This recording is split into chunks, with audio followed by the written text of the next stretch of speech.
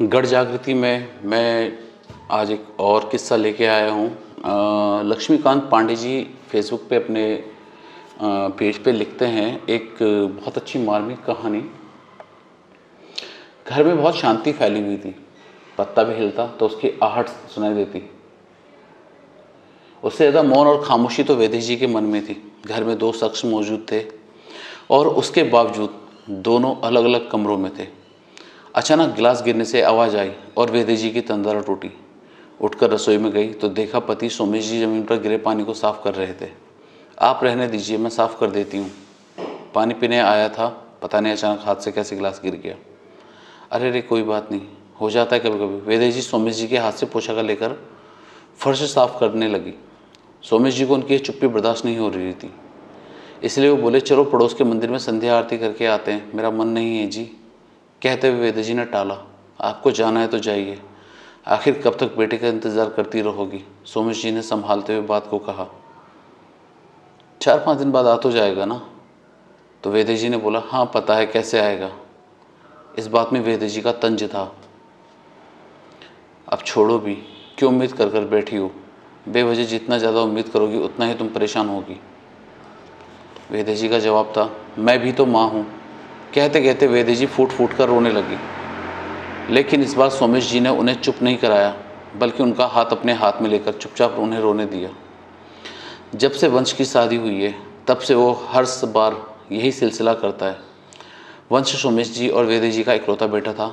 शादी के पूरे 7 साल बाद उसका जन्म हुआ था, इसलिए लाडला भी था।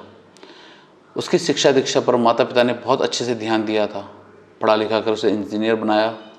आज वो एक मल्टीनेशनल कंपनी में बड़े ओहदे पर कार्यरत है। वंश अच्छी तरह से सेटल हो चुका था, इसलिए 2 साल पहले काफ़ी सोच समझकर उसकी शादी रोमा से कर दी गई। काफ़ी अरमान थे कि घर पर बहू आएगी, थोड़े दिन में घर का माहौल खुशनुमा होगा। उसके बाद तो वैसे भी उसे वंश के साथ उसके जॉब प्लेस बेंगलुरु ही जाना था, पर सारे अरमान धराशायी रह गए। शादी के कुछ दिन तो घूमने फिरने में निकल गए। हनीमून से आने के बाद दोनों अपने मायके जाकर बैठ गए और ये कहकर कि मुझे अपनी मम्मी की बहुत याद आती है। हाँ, जिस दिन वंश को बेंगलुरु रवाना होना था उससे एक दिन पहले रोमा ससुराल जरूर आई अपना सामान पैक करने के लिए। तब भी उसने वैदेही जी से ढंग से बात नहीं की, पर सबको लगा भी नई नई बहू है, घर के माहौल में एडजस्ट होने में थोड़ा टाइम लेगी, इसलिए वो घुल मिल नहीं पा रही। पर ये सब गलतफहमी भी सोमेश जी और वैदेही जी को दूर हो गई, क्योंकि रोमा जब भी आती सीधे मायके ही आकर रुकती थी और जिस दिन रवाना होना होता था उसके 3-4 घंटे पहले ससुराल आकर मिल लेती। पहले तो फिर भी वंश रोमा को मायके छोड़कर सोमेश जी और वैदेही जी के पास आ जाता था, लेकिन पिछली 4-5 बार से वंश वैदेही के साथ उसके मायके ही रुकता था। जब सोमेश जी ने वंश से कहा कि बेटा कुछ दिन अपनी माँ के पास भी रुक जाया करो, तो वंश ने बहुत मायूस होकर कहा, रुकना तो चाहता हूँ पापा, पर क्या करूँ, रोमा को पसंद नहीं है। वो कहती है कि मैं बेटी हूँ इसलिए मुझे मायके जाने की इजाज़त लेनी पड़ती है। तुम्हारा अच्छा है, जब देखो अपनी मम्मी के पास जाकर रुक जाते हो, कभी मेरे माता पिता के पास भी रुको तो उनका मन भी खुश हो जाए। अब बताओ यार पापा, मैं करूँ तो करूँ क्या। सोमेश जी ने कहा, पर बेटा हमने उसे कभी रोका कहाँ है, और वैसे भी हमारे पास रुकी कब है वो। सही कहा पापा, लेकिन क्या करें, 1-2 दिन पहले भी आने की कोशिश करता हूँ तो मुँह फुलाकर बैठ जाती है। कुछ कहो तो फिर लड़ने झगड़ने लग जाती है और फिर मैं घर की शांति के लिए चुप रह जाता हूँ। और इस बार भी यही हुआ। वंश और रोमा पिछले 3 दिन से इस शहर में आए हुए हैं। रोमा ने मायके में रुककर अपनी सारी कसर पूरी कर ली। हर बार तो वैदेही जी तसल्ली कर लेती थी, पर इस बार उनकी हालत सोमेश जी से नहीं देखी जा रही थी। दूसरे दिन सुबह सुबह तैयार होकर सोमेश जी घर से रवाना हुए और सीधा पहुंच गए यानी रोमा के मायके। इतनी सुबह उन्हें घर पर आया देखकर सब लोग परेशान और हैरान हो गए। तभी रोमा के पापा जगदीश जी ने कहा, अरे समझी जी, आज इतनी सुबह सुबह, आइए बैठिए बैठिए, आज सुबह सुबह कैसे आना हुआ।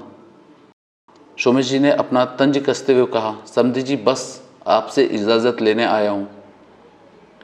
सोमेश जी ने भी हाथ जोड़ते हुए इस भाव में कहा। उनकी बात सुनकर सब हैरान रह गए और एक दूसरे की शक्लें देखने लग गए। हम समझे नहीं समझी जी, आप क्या कहना चाहते हैं, जगदीश जी ने बात को आगे बढ़ाते हुए कहा। वो हैरान थे, परेशान थे। सोमेश जी ने कहा, वो क्या है ना समझी जी, पहले जब बेटियां शादी कर ससुराल जाती थी तो उसके मायके वाले उसको लिवाने के लिए आते थे और यूं ही उसके ससुराल वालों से इजाज़त मांगते थे। देखिए समझी जी, हमें क्या पता ज़माना इतना बदल जाएगा। हमें कोई ऐतराज़ भी नहीं है, हमें भी अपने बेटे को ले जाने के लिए आपसे इजाज़त मांगने आए हैं। उसकी माँ भी पूरा साल उसका इंतज़ार करती है, पर क्या करें, मेरा बेटा तो कुछ बोल नहीं पाता। आप और रोमा कहें तो क्या मैं अपने बेटे को घर ले जा सकता हूँ? अरे समधी जी, आप ऐसा क्यों कह रहे हैं? बात को संभालते हुए जगदीश जी ने कहा, बेटा बहू तो आपके ही हैं, उन पर पूरा पूरा हक आपका है। अब बारी फिर से सोमेश जी के पाले में थी। सोमेश जी ने फिर एक तंज मारते हुए कहा, क्या सच में? शादी के 2 साल में तो कभी लगा नहीं मुझे, उल्टा तो यही लगा कि मेरा बेटा ही मेहमान बन गया है, जो यहाँ से रवाना होने से 1-2 घंटे पहले आता है और मेहमानों की तरह मिलकर चला जाता है।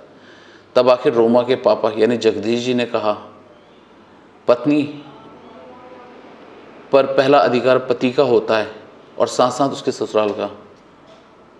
उन्होंने रोमा की तरफ देखते हुए कहा, दोनों नज़रें झुकाए खड़े थे, रोमा की माँ भी और रोमा भी।